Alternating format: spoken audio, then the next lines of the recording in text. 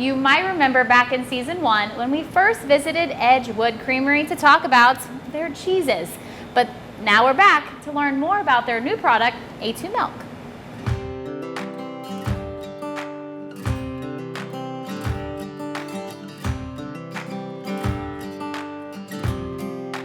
So I understand that Edgewood Creamery is coming up on a 5-year anniversary.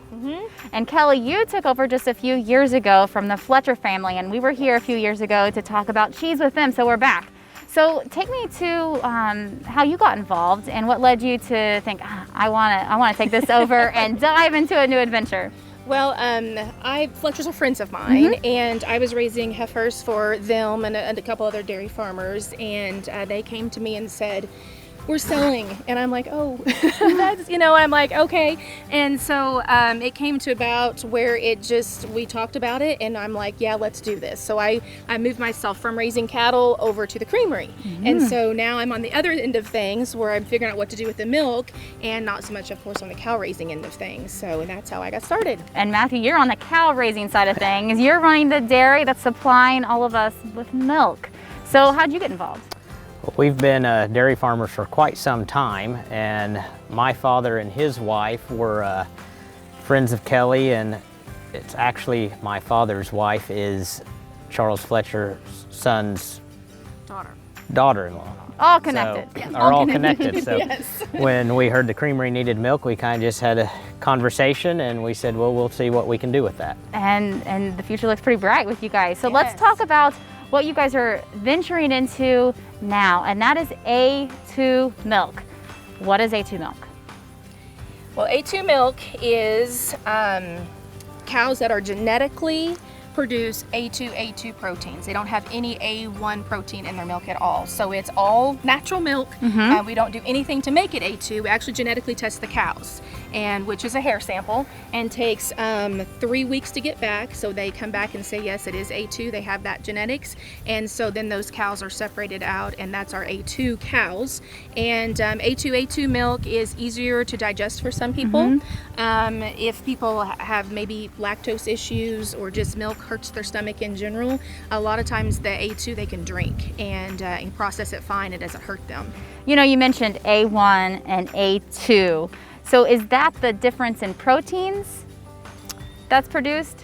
Yes, the A2 protein is a protein that does not create an amino acid, which that amino acid would then cause a lot of the digestive problems that a person might experience, drinking the A1 milk. So the A2 does not have that, which then makes it where it doesn't create any of those inflammatory issues and stuff like that in the stomach. So I'm guessing that you get lots of questions about how do you make A2 milk?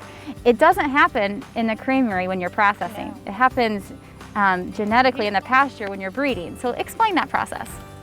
Well, we have to take a genetic test of every cow, which just requires a simple hair sample to be sent off to a laboratory, and in about 3 weeks they'll send us back the results. It tells you the breakdown of that cow's genes, and it'll tell you that you're either A1A2 or A2A2.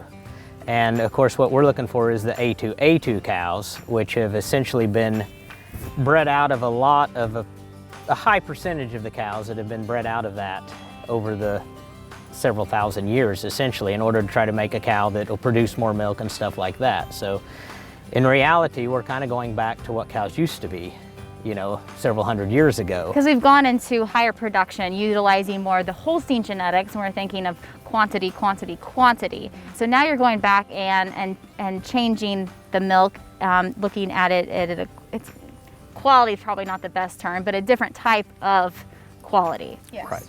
So we're standing in front of a crossbred herd of your cows. So what have you guys found genetically with it in the breeds? Or one breed over another have more A2 positive?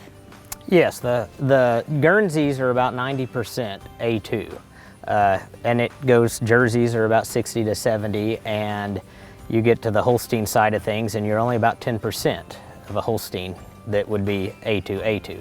So when trying to find the cows you want to buy for this, you certainly want to try to stick with a Guernsey or a Guernsey Jersey cross type cow, and you'll have a higher percentage of the A2 already.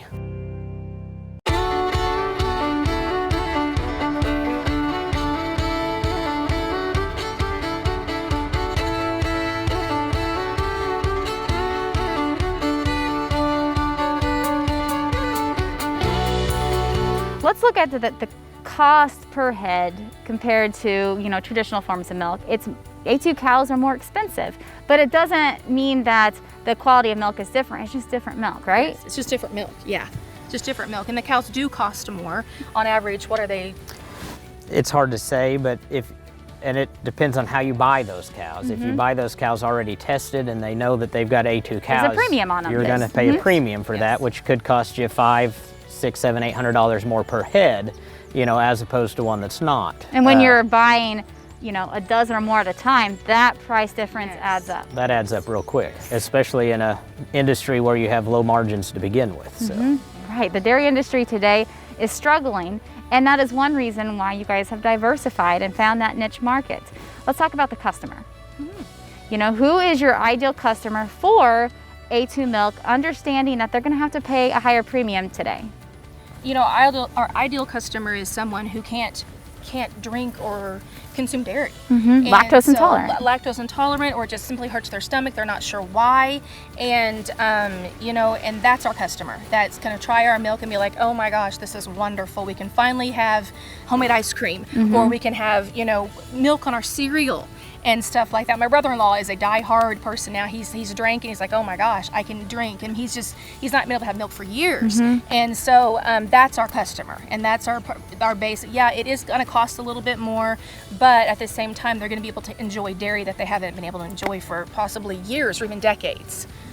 And thinking about the processing process, that's not good lingo, but when we're in the milk's left the parlor, it's coming to your creamery, when you're bottling that milk, nothing's different. I want to reiterate that you're processing the milk the exact same as you do. Now what your regular milk that you process is done a little differently than what you'd find in a store. Tell me about that.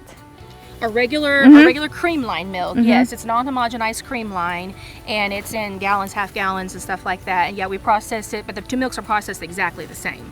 There's no difference. Just on different days. The labels, just on different days. The different holding tanks or whatever we have to put it in. That's the only difference. Yeah, because we don't do anything to make it A2.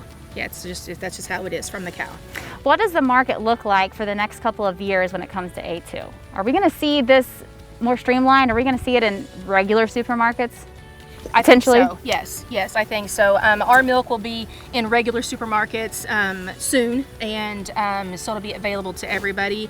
And people are becoming more educated on it and understanding what A2 is. And of course, we educate everything on from our Facebook page to in the store. We have posters saying what it is and what it, you know, and what it does for people. So, and the more it's word of mouth, really, and it's word of mouth saying, hey, this is great stuff. You need to try it, and it just grows from there.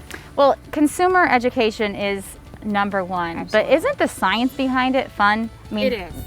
That's why you're doing it, because you love it, but. Science is evolving, and I always say that agriculturalists, farmers, and ranchers are the first adopters of technology. Yeah. And you guys are one of those. Yeah, the science is amazing. From all the amino acids and the peptide chains and all of the proteins and all these things that go into what A2 does and why it's different and how it helps people and stuff. It's just amazing. Yeah. So the bottles of A2 milk from Edgewood Creamery will be on the market soon. Is there a future for cheese that's A2? Yeah, there is. Yeah, there is a future for A2. We have been asked for A2 cheese. It'll probably be a cheddar and stuff like that. So we are looking into doing that as well. But we're going to get our bottled line out first and then look into A2 cheese after that. So when the bottled line comes out, of course, you can pop over here to Purdy to pick up a gallon. Where will you be located other places? We're going to start out with Ozark Natural Foods down in Arkansas, down in Fayetteville, and then the Mama Jean's in Springfield are the two markets we're going to start with. And we're looking into a place in Joplin that might carry it, and Carthage. We haven't solidified that as of yet.